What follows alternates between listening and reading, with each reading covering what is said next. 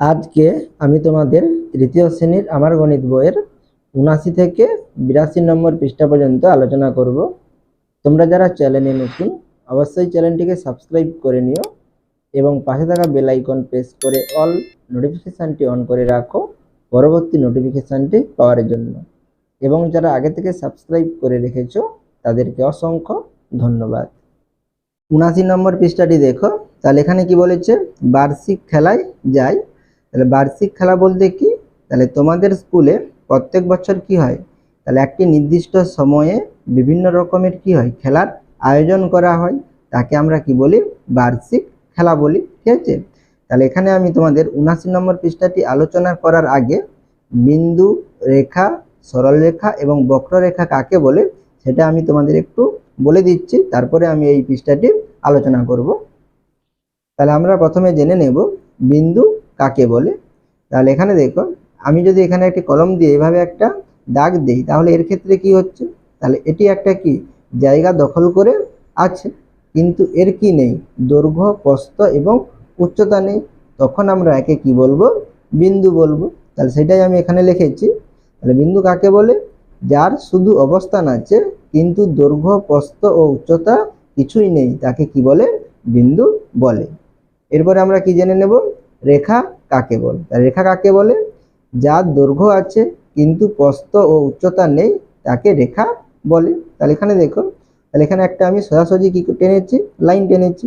তাহলে এর ক্ষেত্রে কি আছে, এর দৈর্ঘ্য আছে কিন্তু কি নেই, প্রস্থ এবং উচ্চতা নেই, তখন আমরা একে কি বলবো, রেখা বলবো। ঠিক আছে, রেখার কোনো প্রান্তবিন্দু নেই, তাই রেখাকে ইচ্ছামতো উভয় দিকে বাড়ানো যায়। তাহলে আমরা এই রেখাটাকে কি করতে পারি, উভয় দিকে কি করতে পারি, বাড়াতে পারি ইচ্ছা মতো। সেই জন্য এখানে আমি কি চিহ্ন দিয়েছি, অ্যারো চিহ্ন দিয়েছি, অর্থাৎ আমরা উভয় দিকে কি করতে পারি, বাড়াতে পারি।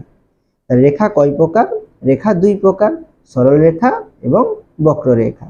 তাহলে সরল রেখা কাকে বলে, যে রেখা এক বিন্দু থেকে অন্য বিন্দুতে যেতে কোনো দিক পরিবর্তন করে না, অর্থাৎ সোজাসুজি চলে, তাকে সরল রেখা বলে। তাহলে এখানে এক বিন্দু থেকে অন্য বিন্দুতে যেতে, তাহলে যে রেখা কি করবে, কোনো দিক পরিবর্তন না করে কি করবে, সোজাসুজি যাবে, তখন তাকে আমরা কি বলি, সরল রেখা বলি। এরপরে দেখো বক্ররেখা কাকে বলে, যে রেখা এক বিন্দু থেকে অন্য বিন্দুতে যেতে এক বা একাধিকবার দিক পরিবর্তন করে, সেই রেখাকে বক্ররেখা বলে। আর এখানে এক বিন্দু থেকে অপর বিন্দুতে যেতে যে রেখা কি করবে, এক বা একাধিকবার কি করবে, দিক পরিবর্তন করবে, অর্থাৎ আঁকা বাঁকা পথে যাবে, তখন তাকে আমরা কি বলবো, বক্ররেখা বলবো।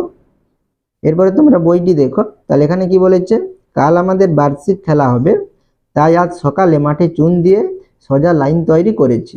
তাহলে এখানে দেখো, খেলার জন্য এখানে দেখো সোজাসুজি কি টানা হয়েছে, তোমাদের লাইন টানা হয়েছে। ঠিক আছে, এরপরে নিচে দেখো, অমল দৌড়ে প্রথম গেল। তাহলে এখানে দেখো, এই দৌড় প্রতিযোগিতার জন্য সোজাসুজি কি করা হয়েছে, এখানে লাইন টানা হয়েছে। তাহলে এই চারটি ছেলের মধ্যে তাহলে কোন ছেলেটি প্রথম হয়েছে, এই ছেলেটি প্রথমে যাচ্ছে, তাহলে এই ছেলেটির নাম কি, অমল। ঠিক আছে, তাহলে অমল দৌড়ে প্রথম গেল, তাহলে এই ছেলেটির নাম কি, অমল। কিন্তু অমলকে বাদ দেওয়া হলো, তাহলে অমলকে কি করে দিয়েছে, বাদ দিয়েছে। তাহলে কারণটা কি, কারণ অমল তার লাইনে সোজা দৌড়ায়নি। তাহলে অমল কি করেছে, তার লাইনের ভিতরে না দৌড়িয়ে কি করেছে, আঁকা বাঁকা পথে গিয়েছে, সেই জন্য একে কি করেছে, বাদ দেওয়া হয়েছে। এবার নিচে দেখো, এবার এক জায়গায় দাঁড়িয়ে লাফ দড়ি খেলা শুরু হবে, যারা নাম দিয়েছে তারা মাঠের একদিকে চলে গেল ও নিজেদের জায়গায় দাঁড়িয়ে পড়লো। তাহলে এখানে দেখো লাফ দড়ির জন্য একটি মেয়ে এখানে দেখো দাঁড়িয়ে আছে, এবং এর চারপাশে একটা দেখো চুন দিয়ে কি করা হয়েছে, এখানে দাগ দেওয়া হয়েছে। ঠিক আছে, এবারে পাশে দেখো এখানে কি বলেছে, দৌড়ের জন্য টানা চুনের লাইন ও লাফ দড়ির জন্য টানা চুনের লাইন একই নয়। তাহলে এখানে দেখো দৌড়ের জন্য এখানে দেখো, তাহলে এখানে একটি লাইন টানা হয়েছে, তাহলে এই লাইনটা কি, সরল রেখা। ঠিক আছে, এটা সোজাসুজি টানা হয়েছে, তাহলে এটা হচ্ছে কি, সরল রেখা। আর এখানে দেখো, তাহলে এখানে যে লাইনটি টানা হয়েছে এটা কি, সরল রেখা, সরল রেখা নয়, এটা হচ্ছে কি, গোল, এটা হচ্ছে তাহলে কি, বক্র রেখা। তাহলে এখানে দৌড়ের জন্য টানা চুনের লাইন ও লাফ দড়ির জন্য টানা চুনের লাইন এক নয়, তাহলে এখানে একই নয়। প্রথমটা কি, সরল রেখাংশ, তাহলে এটা হচ্ছে কি, সরল রেখাংশ, অন্যটি কি, বক্র রেখাংশ, তাহলে অন্যটা কি হচ্ছে, বক্র রেখাংশ, তাই এটা হচ্ছে কি আমাদের বক্র রেখাংশ। এরপরে নিচে দেখো, এবার শ্রেণীকক্ষে দেখি। তাহলে এখানে দেখো তোমাদের একটা কিসের ছবি দেওয়া আছে, ব্ল্যাকবোর্ডের ছবি দেওয়া হয়েছে। তাহলে এর উপরে দেখো, তাহলে এটা একটা কি আমাদের সরল রেখাংশ, এটা একটা সরল রেখাংশ, এটা একটা সরল রেখাংশ, এটা একটা কি সরল রেখাংশ। আর এখানে কটি সরল রেখাংশ আছে? 4টি সরল রেখাংশ আছে। সেই জন্য এখানে পাশে দেখো কি লিখেছে, এটা একটা সরল রেখাংশ। এবার নিচে দেখো, কাগজের উপর একটা বাটি উপুড় করে, তাহলে কাগজের উপর কি করেছে, একটি বাটি উপুড় করে এখানে রেখেছে, পেন্সিল দিয়ে বাটির চারপাশে বুলিয়ে একটা, তাহলে এইভাবে একটা কিভাবে বৃত্ত পেলাম। তাহলে আমরা এই বাটির চারপাশে যদি এইভাবে কি পেন্সিল দিয়ে গোল করে দাগ দিই, তাহলে আমরা কি পাবো, এইভাবে একটা কি পাবো, চিত্র পাবো। তাহলে এটা একটা কি বৃত্তর ছবি। তাহলে এই বৃত্তটি কি হবে, এটা একটা কি হবে, বক্র রেখা হবে। এরপরে পরের পৃষ্ঠাটি দেখো, তাহলে এখানে দেখো তোমাদের কি বলেছে, আজ আমরা দেশালাই কাঠি দিয়ে কিছু তৈরি করব। তাহলে কি তৈরি করবে, দেশালাই কাঠি দিয়ে কিছু তৈরি করবে। একটা পিচবোর্ডের ট্রেতে কিছু দেশালাই কাঠি আছে, কি তৈরি করলাম। তাহলে এখানে দেশালাই কাঠি দিয়ে কি তৈরি করেছে সেটা তোমাদের এখানে লিখতে হবে। তাহলে এখানে দেখো 3টি ছবি দেওয়া আছে, আকারের নাম, তাহলে এই যে চিত্রটি আঁকা আছে সেই চিত্রটির নাম লিখতে হবে। আর এই চিত্রটি কটি কাঠি দিয়ে তৈরি সেইটা তোমাদের এই সংখ্যাটা এখানে লিখতে হবে, এবং এর কটি বাহু আছে সেটা তোমাদের এখানে লিখতে হবে। তাহলে প্রথম চিত্রটি দেখো, তাহলে এখানে কটি দেশালাই কাঠি আছে, তাহলে দেখো 1 2 3 4 5 6, 6টি দেশালাই কাঠি আছে, সেই জন্য কাঠির সংখ্যা কত, 6। তাহলে এখানে 6 লেখা আছে। তাহলে বাহুর সংখ্যা, তাহলে এখানে বাহুর সংখ্যা কটা হবে, তাহলে এই দুটি কাঠি দিয়ে দেখো একটি কি সরল রেখাংশ, তাহলে একটি বাহু, তাহলে এখানে একটি বাহু, এখানে একটি বাহু, এখানে একটি বাহু, এখানে একটি বাহু, সেই জন্য এখানে কি লেখা আছে, 4টি বাহু। এরপরে দ্বিতীয় ছবিটি দেখো, তাহলে এখানে কটি দেশালাই কাঠি আছে, 1টি 2টি 3টি কাঠি আছে। তাহলে আমরা কাঠির সংখ্যার ঘরে কত লিখবো, 3 লিখবো, তাহলে 3টি লিখবো। তাহলে বাহুর সংখ্যা, তাহলে বাহু কটি হবে, 3টি হবে, একটি বাহু, দুটি বাহু, 3টি বাহু, তাহলে এখানে আমরা কি লিখবো, 3 লিখবো। এবার নিচে দেখো, তাহলে এখানে কটি দেশালাই কাঠি আছে, 1 2 3 4, 4টি দেশালাই কাঠি আছে, তাহলে কাঠির সংখ্যা কত হবে, 4 হবে, তাহলে এখানে 4টি লিখবো। আর বাহু কটি, 1 2 3 4, 4টি বাহু, তাহলে এখানে বাহুর ঘরের কি লিখবো আমরা, 4টি বাহু। এরপরে আমরা এখানে কি লিখবো, নাম লিখবো। তাহলে এখানে আমি প্রথমে এর নামটা লিখছি। তাহলে এটা কার ছবি দেওয়া আছে, এটা একটা ত্রিভুজের ছবি দেওয়া আছে। তাহলে ত্রিভুজ কাকে বলে, তাহলে 3টি বাহু দ্বারা সীমাবদ্ধ সমতলিক চিত্রকে কি বলা হয়, ত্রিভুজ বলা হয়। তাহলে এখানে আমরা এটা কি লিখবো, ত্রিভুজাকার চিত্র। তাহলে এখানে কি লিখবো, ত্রিভুজাকার চিত্র, ঠিক আছে। এরপরে দেখো, তাহলে এর ছবির ক্ষেত্রে 4টি বাহু আছে, আর এর ক্ষেত্রেও কি আছে, 4টি বাহু আছে, কিন্তু এ দুটোর নাম কিন্তু আলাদা, ঠিক আছে। তাহলে প্রথমে আমরা জেনে নেব চতুর্ভুজ কাকে বলে। তাহলে 4টি বাহু দ্বারা সীমাবদ্ধ সমতলিক চিত্রকে কি বলা হয়, চতুর্ভুজ বলা হয়। তাহলে 4টি বাহু দ্বারা সীমাবদ্ধ সমতলিক চিত্রকে কি বলা হয়, চতুর্ভুজ। তাহলে 4টি বাহু থাকলেই তাকে আমরা কি বলবো, চতুর্ভুজ বলবো। তাহলে এর ক্ষেত্রেও দেখো 4টি বাহু, এর ক্ষেত্রেও কি আছে, 4টি বাহু, তাহলে এই দুটোই কি চতুর্ভুজ, কিন্তু এরা দেখতে কেমন, আলাদা আলাদা। তাহলে এই দুটোর নামও কি হবে, আলাদা আলাদা হবে। তাহলে এই দুটোই চতুর্ভুজ, কিন্তু এর নাম কি আলাদা। তাহলে প্রথমে আমি এর নাম বলে দিচ্ছি। তাহলে এখানে দেখো, তাহলে যে চতুর্ভুজের 4টি বাহু কি হবে, সমান হবে, তাকে আমরা কি বলবো, বর্গক্ষেত্র বলবো। তাহলে এখানে দেখো প্রত্যেকটি কি আছে, প্রত্যেকটি বাহু একটি করে দেশালাই কাঠি দিয়ে তৈরি, তাহলে 4টি বাহু কি হবে, সমান। তাহলে যে চতুর্ভুজের 4টি বাহু কি হবে, সমান হবে, তাকে আমরা কি বলবো, বর্গক্ষেত্র বলবো। অর্থাৎ এটা কিসের ছবি, বর্গাকার চিত্রের ছবি। তাহলে এখানে আমরা কি লিখবো, বর্গাকার চিত্র। এরপরে দেখো উপরেরটা দেখো, তাহলে এখানে দেখো, তাহলে এটা একটা কাঠি দিয়ে তৈরি, এটা একটা কাঠি দিয়ে তৈরি, তাহলে এখানে দেখো এই দুটো বাহু কি হবে, সমান হবে। আর এর ক্ষেত্রে দেখো এখানে এই বাহুটি কি দুটো কাঠি দিয়ে তৈরি, আর এখানে কি হচ্ছে, এই বাহুটি কি দুটো কাঠি দিয়ে তৈরি। তাহলে এর ক্ষেত্রে কি 4টি বাহু কি সমান, 4টি বাহু সমান নয়। তাহলে যে চতুর্ভুজের কি হবে, বিপরীত বাহুগুলো পরস্পর কি হবে, সমান হবে, তখন আমরা তাকে কি বলবো, আয়তকার চিত্র বলবো। সেটাই তোমাদের এখানে লেখা রয়েছে। এরপরে নিচে দেখো, তাহলে এখানে একটা দেখো কিসের ছবি দেওয়া আছে, বৃত্তের ছবি দেওয়া আছে। তাহলে এখানে আমরা কি লিখবো, বৃত্ত লিখবো। তাহলে এই বৃত্তটি সরল রেখাংশ না বক্র রেখাংশ, তাহলে বৃত্তটি কি বক্র রেখাংশ। তাহলে এখানে আমরা বক্র রেখাংশের দাগ দেব, বা এখানে আমরা বক্র রেখাংশ লিখে নেব। এরপরে নিচে দেখো, বাহুর সংখ্যা খুঁজি। তাহলে এখানে তোমাদের চিত্র দেওয়া আছে, তাহলে এই চিত্রের কটি বাহু আছে সেটা তোমাদের পাশে লিখতে হবে। তাহলে এখানে দেখো কটি বাহু আছে, 1 2 3 4 5, 5টি বাহু আছে, সেই জন্য এখানে 5 লেখা আছে। এর নিচের চিত্রটি দেখো, তাহলে এখানে কটি বাহু আছে, 1 2 3 4 5 6, 6টি বাহু আছে, তাহলে এখানে আমরা কি লিখবো, 6টি। এরপরে নিচে দেখো, তাহলে এখানে কটি বাহু আছে, 1 2 3 4, তাহলে এখানে আমরা কি লিখবো, 4টি। আর এখানে দেখো কটি বাহু আছে, 1 2 3 4 5, 5টি বাহু আছে, তাহলে এখানে আমরা 5 লিখবো।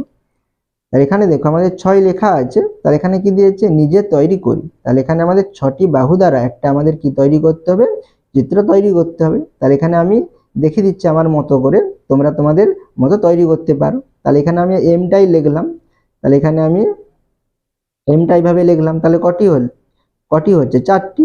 1 2 3 4, এরপর আমার নিচে এইভাবে দুটো টেনে দিচ্ছি, তাহলে কটি হয়ে যাবে, 6টি হয়ে যাবে। ঠিক আছে, তোমরা তোমাদের মতো করে তোমরা আঁকতে পারো। এরপরে 81 নম্বর পৃষ্ঠাটি দেখো, তাহলে এখানে কি বলেছে, ছবির মধ্যে আকার খুঁজি। তাহলে এখানে দেখো তোমাদের নিচে একটি ছবি আঁকা আছে, তার নিচে দেখো কি লেখা আছে, শুভেন্দু বাবা ও মায়ের সঙ্গে দার্জিলিং বেড়াতে গেছে, সেখানে বসে সে ছবি আঁকছে, ছবি থেকে কয়েকটি সরলরেখাংশ ও বক্ররেখাংশ খুঁজছে। তাহলে এখানে আমরা এই ছবি থেকে কি বের করব, তাহলে নিচে দেখো সরলরেখাংশ, বক্ররেখাংশ, বর্গাকার চিত্র, আয়তকার চিত্র, বৃত্ত এবং কি ত্রিভুজ কতগুলো করে আছে সেই সংখ্যাটা এখানে আমাদের লিখতে হবে। তাহলে প্রথমে কি আছে, সরলরেখাংশ কতগুলো আছে সেটা আমরা এখানে লিখব। তাহলে এখানে এক ধার থেকে আমি গুণে তোমাদের দেখাচ্ছি। তাহলে এখানে দেখো এখান থেকে গুনছি, তাহলে দেখো 1টা 2টো 3টে 4টে 5টা 6টা 7টা 8টা 9টা 10টা। ঠিক আছে, আর নিচেরটাকে ধরলাম কত, 11টি। এরপরে দেখো 12 13 14, আর এখানে এটাকে আমি সম্পূর্ণ একটা ধরছি, তাহলে 15টি 16টি 17টি 18টি 19টি 20টি 21টি 22টি 23টি 24টি 25টি, তাহলে এটা কতগুলো আছে, 25টি আছে। এরপরে নিচে দেখো 25 26 27, তাহলে এখান থেকে একটা 28 29 30 31 32 33। এরপর নিচে দেখো 34 35 36, ঠিক আছে। তাহলে 37 38 39, তাহলে এখানে দেখো 40 41 42 43, তাহলে 44 45 46 47 48 49 50, তাহলে কতগুলো আছে, 50টি আছে। তাহলে এখানে আমরা কতগুলো লিখবো, 50টি লিখবো। ঠিক আছে, তাহলে এখানে কতটি আছে, 50টি। তাহলে সরলরেখাংশ কটি, 50টি।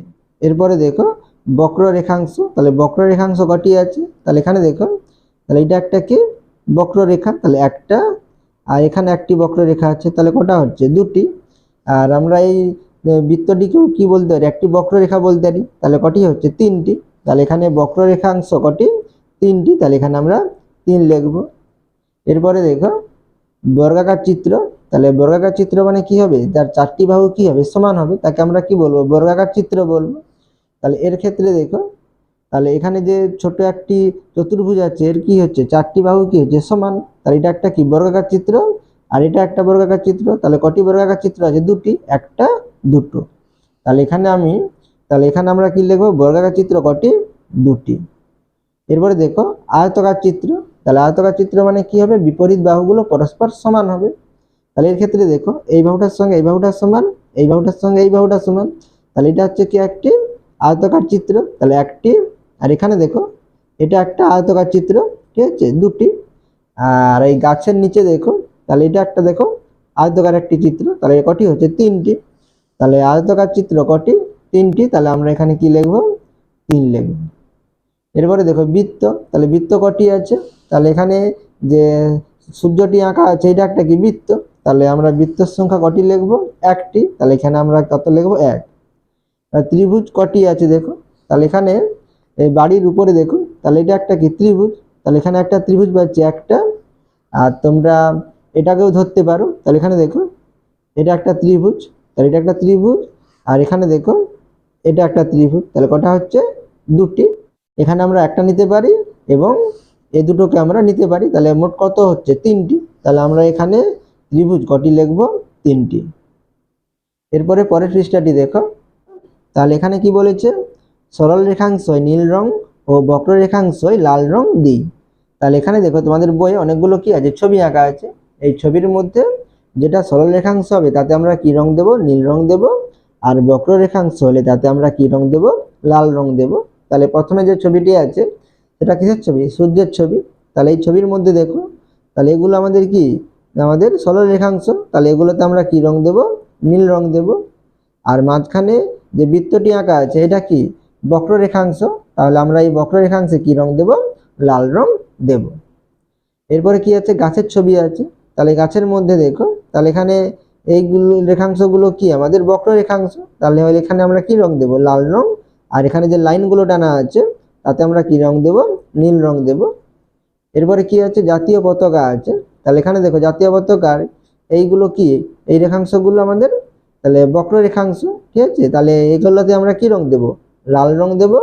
আর এখানে যে লাইন টানা আছে, সরল রেখাংশ টানা আছে, এগুলোতে আমরা কি রং দেব, নীল রং দেব। এবারে বাকি তোমাদের আরো অনেক ছবি আছে যেখানে আমাদের, তাহলে এগুলোতে তোমরা দেখে তোমরা নীল রং কোথায় হবে এবং লাল রং কোথায় হবে তোমরা দেখে এখানে দিতে পারবে, ঠিক আছে। তোমরা নিজেরা এগুলো করে নেবে। আর তোমরা যারা চ্যানেলে নতুন, অবশ্যই চ্যানেলটিকে সাবস্ক্রাইব করে নিও এবং পাশে থাকা বেল আইকন প্রেস করে অল নোটিফিকেশনটি অন করে রাখো পরবর্তী নোটিফিকেশনটি পাওয়ার জন্য।